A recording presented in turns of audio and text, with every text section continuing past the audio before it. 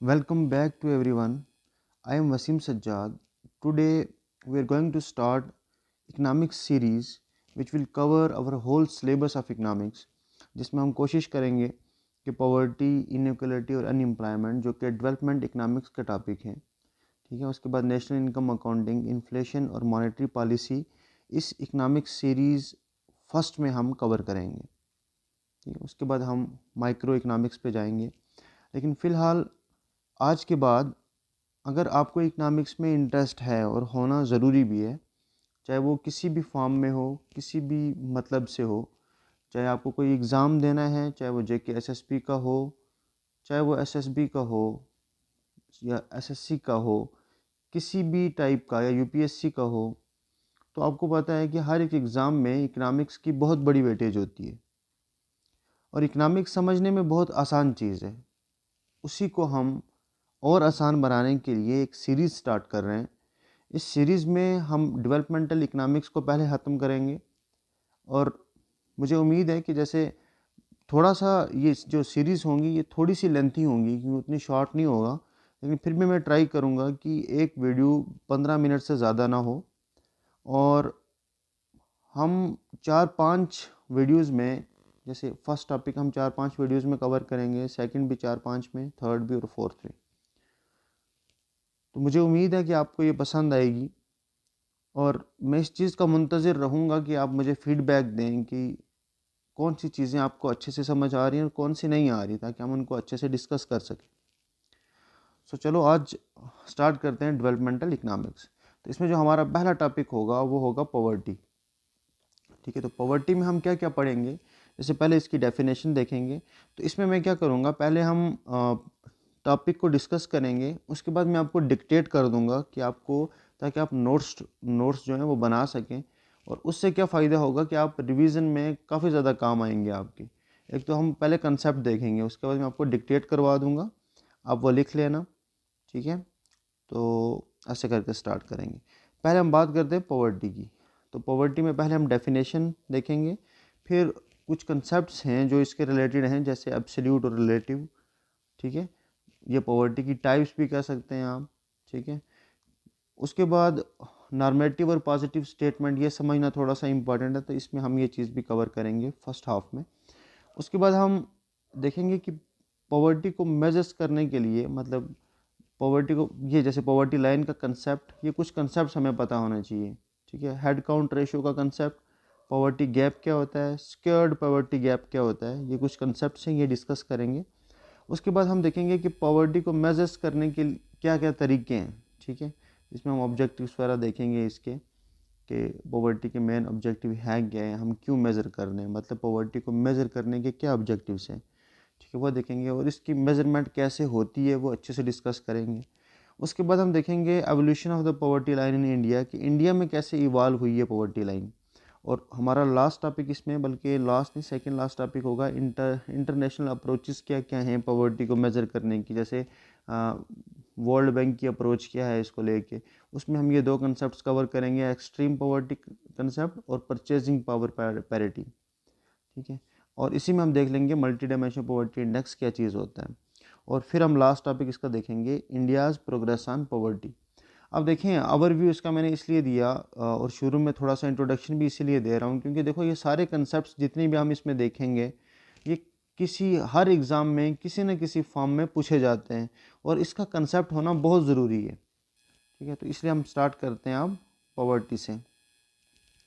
तो सबसे पहले बात करते हैं कि पॉवर्टी है क्या चीज़ है, मतलब जिसको हम गरीबी बोल रहे हैं, पॉवर्टी है क्या चीज़ है, मतलब असल मायनों में इसे कैसे डिफ़ाइन करेंगे। तो सबसे पहले हम देखेंगे कि क्योंकि डेफिनेशन जब भी याद मतलब देखनी हो तो वो ऑथेंटिक होनी चाहिए। तो वर्ल्ड बैंक की इसके ऊपर क्या डेफिनेशन है, वर्ल्ड बैंक क्या बोलता है, वर्ल्ड बैंक बोलता है कि पॉवर्टी जो है वो क्या है, स्टेट ऑफ डेप्रीवेशन है। क्या है वो, क्या बोलते हैं, स्टेट ऑफ डेप्रीवेशन। देखो डेप्रीवेशन किसको बोलते हैं, डेप्रीवेशन मतलब किसी चीज़ से डिप्राइव होना, ठीक है। तो मतलब आपके पास कोई चीज़ नहीं है, किसी चीज़ का ना होना, किसी चीज़ के से डिप्राइव होना। तो वर्ल्ड बैंक इसको डिफाइन करता है पॉवर्टी को, कि poverty is a state of deprivation, ठीक है। तो ये डेफिनेशन तो आपको याद होनी चाहिए कि वर्ल्ड बैंक के रिस्पेक्ट में हम कैसे, क्योंकि ये अगर आप कोई मेंस लिख रहे हैं, ठीक है, कोई मतलब आंसर राइटिंग कर रहे हैं तो उसमें बहुत ज़्यादा इंपॉर्टेंट हो जाता है कि आप कोट करके लिखो कि वर्ल्ड बैंक के अकॉर्डिंग पॉवर्टी का ये डेफिनेशन है, स्टेट ऑफ डिप्रीवेशन। ठीक है, अब अगर हकीकत में देखें तो है क्या है, मतलब डिप्रीवेशन किस बेसिस पे। ठीक है, तो हम देख सकते हैं जैसे डिप्रीवेशन इन वेल बीइंग। ठीक है, उसके बाद आप देख सकते हैं इसकी बहुत सारी डायमेंशंस हैं। एक्चुअली डिप्रीवेशन की बहुत सारी क्या हैं, डायमेंशंस हैं। मतलब कौन कौन सी डायमेंशन में डिप्रीवेशन, जैसे लो इनकम का होना। ठीक है, लो इनकम का होना, या फिर आप ऐसे बोल सकते हैं कि बेसिक गुड्स जो हैं उनको अक्वायर करने की इनएबिलिटी। ठीक है, inability to acquire basic goods, कि बेसिक गुड्स तक भी हमारी रसाई ना हो। ठीक है, लो इनकम का होना। उसके बाद आप देख सकते हैं जैसे बहुत सारी जो नेसेसरी सर्विसेज हैं सर्वाइवल के लिए या डिग्निटी के लिए जो चाहिए होती हैं हमें, अगर वो नहीं मिल रही हैं हमें, हमारी हेल्थ जो उसका मतलब लेवल है हेल्थ का वो लो है, एजुकेशन का लेवल लो होना। ठीक है, और उसके बाद क्लीन वाटर एंड सैनिटेशन, इसको भी इंक्लूड कर सकते हैं। या फिर मान लो फिज़िकल सिक्योरिटी का ना होना। ठीक है, हमें लैक ऑफ वॉइस, कि हम हर जगह मतलब हमारे पास राइट टू जिसको हम बोल सकते हैं कि खुद को रिप्रेजेंट करने का राइट ना होना, लैक ऑफ वॉइस। ठीक है, उसके बाद मतलब अपॉर्चुनिटी ना होना कि हम अपनी लाइफ को बेटर कर सकें। तो ये बहुत सारे, अगर हम इसकी डायमेंशंस देखें, बेशुमार डिप्रीवेशंस हैं, मतलब बेशुमार डायमेंशंस हैं। तो अब जनरल में बात करते हैं कि अगर हमें डेफिनेशन लिखनी हो, पॉवर्टी को समझना हो, क्योंकि इसकी डायमेंशंस तो बहुत सारी हैं, तो इसको हम समझेंगे कैसे। तो आप इसको ऐसे लिख सकते हैं, जैसे मैं चाह रहा हूँ कि आप इसको थोड़ा सा लिख लें कि क्या लिखेंगे आप लिखो poverty is the state of not having, poverty is state of, कम करता हूँ, मैं बोलता नहीं हूँ आपको, मैं लिखवा लेता हूँ, मतलब मैं लिखता नहीं हूँ, आपको बोल देता हूँ। आप इसको लिख लो क्योंकि ये बहुत इंपॉर्टेंट डेफिनेशन है, क्योंकि ये मैंने डिस्कस कर ही दी है, फिर भी मैं इसमें बता दूंगा मैं क्या बता रहा हूँ। तो आप क्या लिखेंगे, poverty is a state of not having enough material possession. समझ रहे हैं बात, कि मतलब आपके पास मटेरियल की पोसेशन ना होना, मतलब इनकम का ना होना। ठीक है, तो क्या लिखेंगे, poverty is a state of not having enough material possession और income for a person's basic need. समझ रहे हैं, मतलब अगर आपके पास बेसिक नीड के लिए इनकम नहीं है, जो आपकी बेसिक नीड्स हैं उनके लिए मटेरियल नहीं है, इसे हम क्या बोलेंगे, पॉवर्टी। ठीक है, तो अब इसके बहुत सारे, आप ऐसे बोल सकते हो कि मतलब इसके एलिमेंट्स बहुत सारे हो सकते हैं पॉवर्टी के, कि भाई सोशल रिस्पेक्ट में, ठीक है, सोशल एलिमेंट हो गया, इकोनॉमिक एलिमेंट हो गया, पॉलिटिकल एलिमेंट हो गया। ठीक है, कि मतलब इन एलिमेंट्स में आप जो हैं वो मतलब पॉवर्टी से दो चार हैं। तो मुझे उम्मीद आपको समझ आ गया कि पॉवर्टी का मेन मकसद है क्या है, कि मतलब पॉवर्टी का क्या मतलब है, कि मतलब ये ऐसी स्टेट जहाँ पे आपके पास उतनी इनकम ना हो जो आपकी बेसिक नीड्स को पूरा कर सके, तो उसे हम बोलेंगे पॉवर्टी। ठीक है, तो अब डेप्रीवेशन का मतलब भी आपको समझ में आ गया। तो अब इसमें वर्ल्ड बैंक की वो भी बता सकते हैं और साथ में पॉवर्टी के बता सकते हैं कि ये डेफिनेशन जो हमने अभी पढ़ी। अब अगर मेज़र करना हो, मेज़र करने का मतलब ये है कि अगर मुझे ये पता करना हो कि कौन कितना अमीर और कौन कितना गरीब है, मतलब पॉवर्टी को मेज़र करना हो, तो वो बहुत ज़्यादा मुश्किल हो जाएगा, क्योंकि हमारे पास इसकी डायमेंशंस ही बेशुमार हैं, जो भी हमने डिस्कस की, बहुत सारी डायमेंशंस हैं। लो इनकम का होना, बेसिक गुड्स का ना होना, वॉइस का ना होना, मतलब बेशुमार हैं। मतलब अगर आप गिनना चाहो तो बहुत सारी चीज़ों के बेसिस पे हम बता सकते हैं कि हाँ यार यहाँ पे पॉवर्टी है। तो जब हमारे पास डायमेंशंस बहुत सारी हैं, तो इसको मेज़र करने के लिए हमारे पास दो कंसेप्ट्स आते हैं। ठीक है, जिनको पढ़ना बहुत ज़रूरी है, क्योंकि हम अब ऐसे बोल सकते हैं कि दो टाइप हैं, ताकि हम क्लासीफाई कर सकें कि पॉवर्टी को क्लासीफाई करना कैसे है। तो एक आ गया हमारे पास एब्सोल्यूट पॉवर्टी, और दूसरा कौन सा है, दूसरा है हमारे पास रिलेटिव पॉवर्टी। ठीक है, अब कंसेप्ट समझते हैं एब्सोल्यूट और रिलेटिव का क्या है।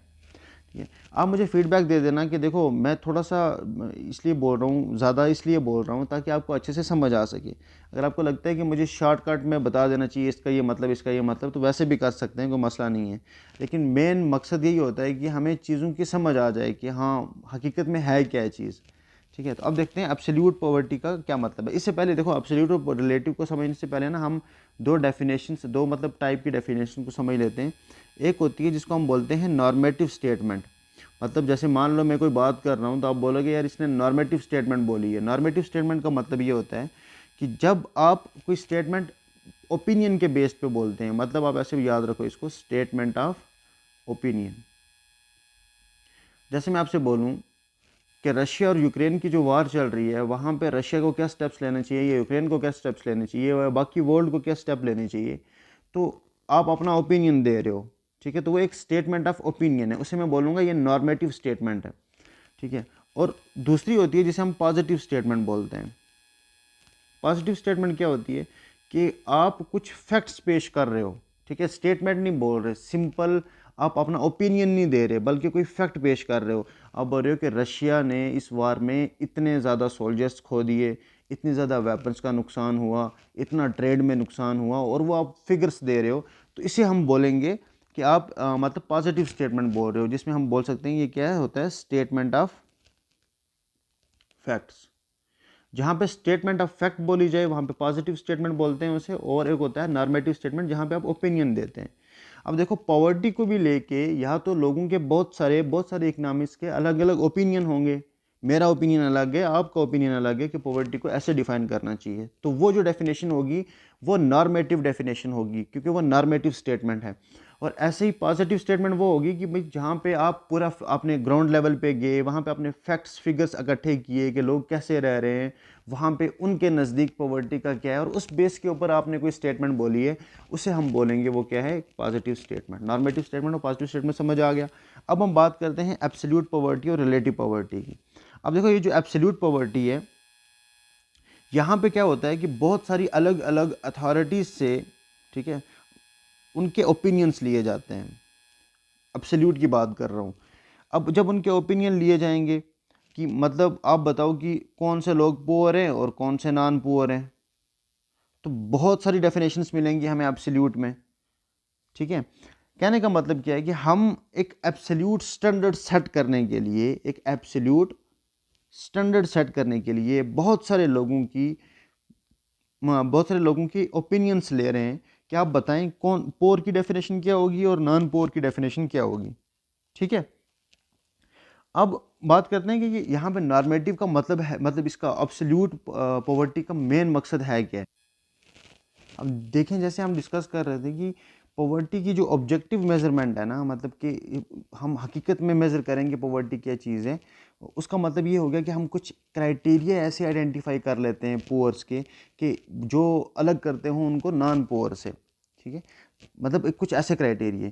अब ये जो क्राइटेरिया हैं ये हर बंदे के लिए अलग अलग होंगे, ठीक है। तो कहने का मतलब हर एक बंदा अलग अलग ओपिनियन दे रहा है, जैसे हमने बोला कि बहुत सारे लोगों के ओपिनियंस लिए जाएंगे।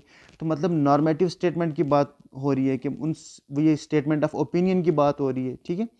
अब इस क्राइटेरिया के अंडर, मतलब ये जो हम क्राइटेरिया सेट कर रहे हैं उस क्राइटेरिया के अंडर जो मतलब जिस जिस बंदे का क्राइटेरिया एक्सेप्ट किया जाएगा, मतलब जिसने हम मान लेते हैं कि इस बंदे ने जो पोर और नॉन पोर की डेफिनेशन दी है ये सही है, ठीक है, वो कुछ सेट स्टैंडर्ड्स के बेसिस पे होगी, ठीक है। तो जब कोई भी डेफिनेशन कुछ सेट स्टैंडर्ड्स के बेसिस पे हो उसे हम बोलेंगे वो है एब्सोल्यूट पॉवर्टी की डेफिनेशन या फिर एब्सोल्यूट पॉवर्टी की। कुछ ये स्टैंडर्ड्स हैं, ये स्टैंडर्ड्स मैच करने चाहिए तभी हम उसको पुअर बोलेंगे, अगर ये नहीं मैच करेंगे हम उसको नॉन पुअर बोलेंगे, ठीक है। तो कुछ सेट स्टैंडर्ड्स के बेसिस पे उसे हम क्या बोलेंगे, एब्सोल्यूट पॉवर्टी। अब मुझे उम्मीद है आपको थोड़ा थोड़ा क्लियर हुआ होगा। अब बहुत सारे एक्सपर्ट्स, ठीक है, बहुत सारे एक्सपर्ट्स का ओपिनियन डिफरेंट हो सकता है, उनमें से एक का हमने एक्सेप्ट कर लिया, ठीक है, तो उसी को हमने एब्सोल्यूट स्टैंडर्ड मान लिया कि पॉवर्टी को मेजर करने के लिए ये एब्सोल्यूट स्टैंडर्ड है, ठीक है। अब देखो इसके बाद ये वाला जो स्टैंडर्ड अब सेट हो गया है, क्या ये चेंज हो सकता है? ये चेंज तब होगा जब रिवीजन की जाएगी। तो जब तक रिवीजन दोबारा से ना होती तब तक इसी स्टैंडर्ड को एब्सोल्यूट स्टैंडर्ड मान के चला जाता है, ठीक है, कि यही डेफिनेशन है पॉवर्टी की। मुझे उम्मीद है आपको समझ आया होगा कि एब्सोल्यूट पॉवर्टी का क्या मतलब है। अब आ गया था दूसरा, रिलेटिव पॉवर्टी।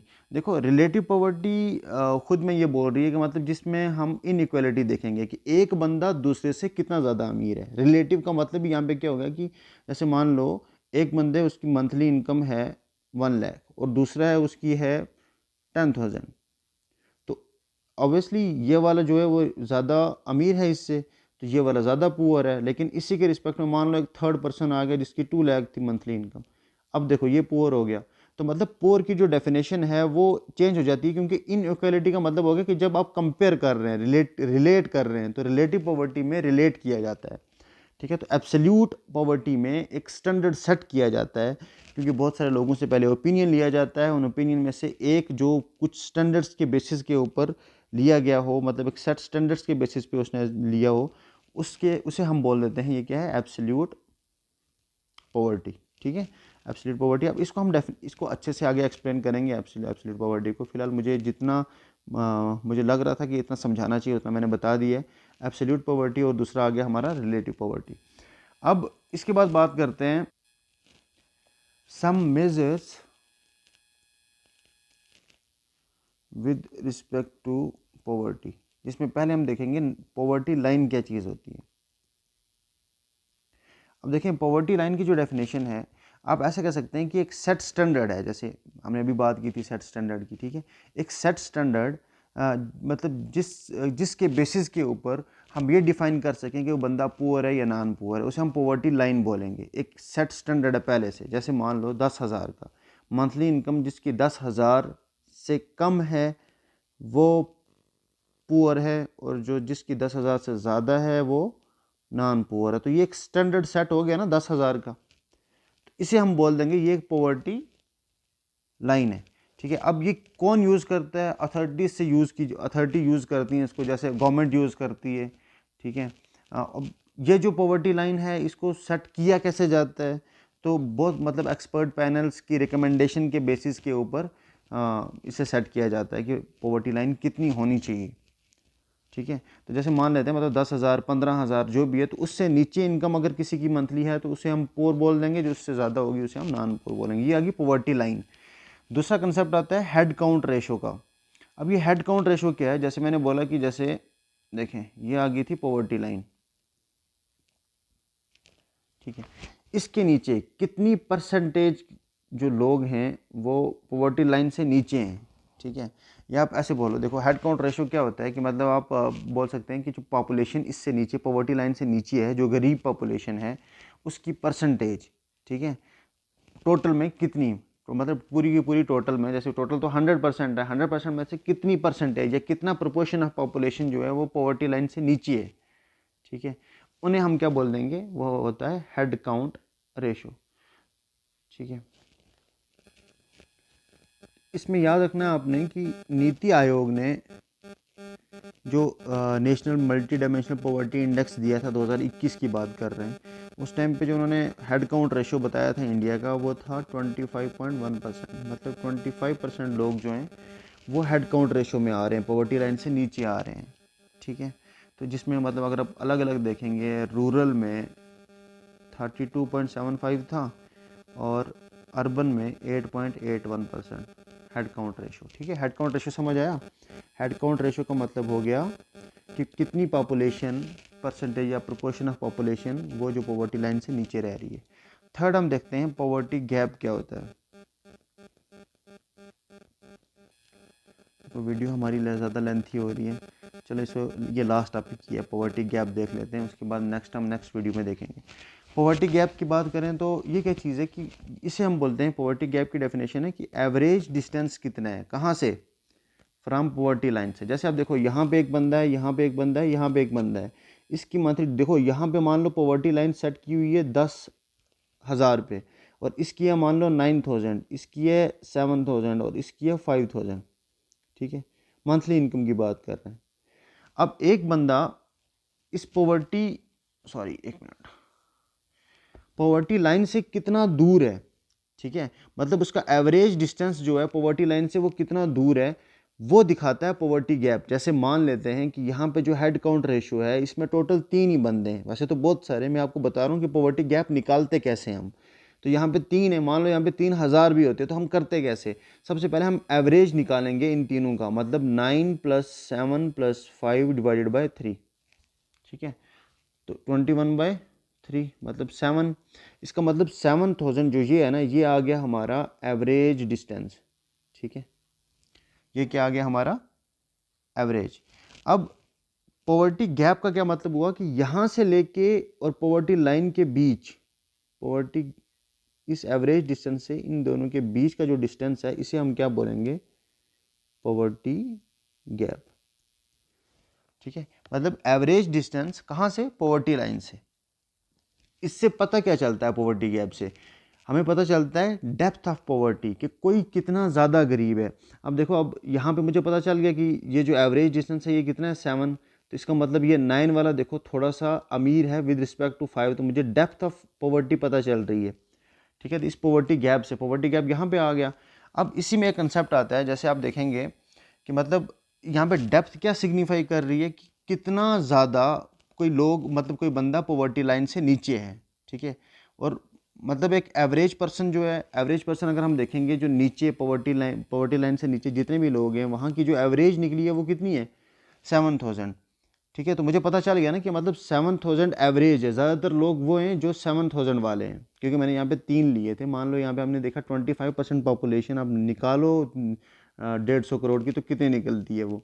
ठीक है, तो उनका जो एवरेज होगा वो वहाँ से हमें पता चल जाएगा कि अच्छा ये जो पॉवर्टी गैप है, कि मतलब आप इन लोगों को इतनी ज़्यादा, और मतलब अब ऐसे जैसे मान लो 7000 आ गया हमारा जो पॉवर्टी गैप था, मतलब 7000 से लेकर 10,000 के बीच में।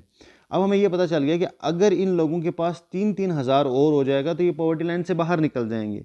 अब गवर्नमेंट वैसे ही इंसेंटिव्स लेगी जिससे जो जो एवरेज लोग हैं ना, ताकि वो पॉवर्टी लाइन से पहले बाहर आ जाएं। तो ये डेप्थ नहीं बता रही है कि मतलब कितने ज़्यादा लोग, जो एवरेज अगर हमें पता चल गया तो इससे नीचे वाले जो उनके लिए बहुत मुश्किल है वापस ऊपर आना, लेकिन इससे ऊपर जो है उनके लिए बहुत आसान है पॉवर्टी लाइन को क्रॉस करना। ये वाला कंसेप्ट अच्छे से हम बाद में डिस्कस करेंगे, अभी फिलहाल आपको ये समझ आ गया होगा। इसी में एक टॉपिक पॉवर्टी गैप के बाद आता है जिसको हम बोलते हैं स्केयर्ड पॉवर्टी गैप। अब देखो, होता सेम वही है, मतलब स्केयर क्यों कर रहे हैं हम, पॉवर्टी गैप को ही स्केयर क्यों कर रहे हैं, ताकि हमें और ज़्यादा डेप्थ मिल सके, और ज़्यादा जान सकें हम कि कैसे। जैसे कहने का मतलब क्या है कि जैसे आप यहाँ पे देखेंगे 7 था, तो मैं इसको क्या कर रहा हूँ, इसको मैं स्केयर रूट ले रहा हूँ, किसका, 7 का, या इसको बोलेंगे हम स्केयर्ड पॉवर्टी गैप। तो जब 7 का स्केयर रूट लूँगा, मुझे पता है ये कितना आएगा, 3 मतलब 2 पॉइंट समथिंग। ठीक है, जैसे मान लो 2.6 आया, तो अब ये देखो 7000 यहाँ पे था, 2.6 यहाँ पे होगा, तो देखो मेरा जो आप बोल सकते हैं जो एवरेज डिस्टेंस था वो इंक्रीज हो गया कि नहीं हुआ। तो इससे डेप्थ का और पता चलता है ज़्यादा, कि लोग कितने ज़्यादा हैं जो 3000 से ऊपर या 3000 से नीचे हैं। ठीक है, उसके बारे में भी हम पता कर सकते हैं। तो मतलब पॉवर्टी गैप ये पता करने में हेल्प करती है गवर्नमेंट को, पॉवर्टी गैप, कि हमें अभी कौन कौन से इंसेंटिव्स ऐसे लेने चाहिए ताकि लोग पॉवर्टी लाइन से बाहर आ जाएं। ठीक है, ताकि बिलो पॉवर्टी लाइन से अबो पॉवर्टी लाइन में आ जाएं। सेम चीज़ें आप यहाँ पे भी देख सकते हैं। स्केयर पॉवर्टी गैप में ये फ़ायदा होता है कि जब हम पॉवर्टी गैप का स्केयर करेंगे तो इसमें हमारे पास क्या निकलेगा, मतलब अगर आप इसकी डेफिनेशन देखेंगे, आप इसको ऐसे बोल सकते हैं कि हम निकालते कैसे हैं ये जो एवरेज डिस्टेंस होता है। एवरेज डिस्टेंस हमने कैसे निकाला, कि हमने पहले देखा कि जो पॉवर्टी लाइन है उसमें से हम माइनस क्या कर रहे थे, average income of people below poverty line, जैसे अभी हमने निकाला जो। ठीक है, तो ये आ गया एवरेज। ऐसे स्केयर्ड अगर आप देखेंगे तो स्केयर करने के लिए हम स्केयर रूट करेंगे उसका, तो 2.6। तो इससे क्या होगा कि जो स्केयर्ड पॉवर्टी गैप लाइन होगी ना वो नीचे हो जाती है। पॉवर्टी गैप लाइन नीचे, आप समझ गए, एक आ गई पॉवर्टी लाइन, ये आ गई पॉवर्टी गैप लाइन। ठीक है, जिसके बीच का जो गैप है वो पॉवर्टी गैप दिखाता है। ऐसे ये जो नीचे और ज़्यादा नीचे होगी इसे हम बोलेंगे स्केयर्ड पॉवर्टी लाइन। मुझे उम्मीद है थोड़ा सा मैंने लेंथी कर दिया है इसको। आप इसका फीडबैक दे दें प्लीज़, कि मतलब मुझे इतना ही इसी हिसाब से पढ़ाना चाहिए या फिर इसको थोड़ा शॉर्ट करके थोड़ा शॉर्टकट में पढ़ाऊँ। ठीक है, आई होप आपको पसंद आया होगा, आपको समझ आई होगी। अगर नहीं आई है तो भी बता देना, अगर आई है तो भी बता देना। Thank you so much.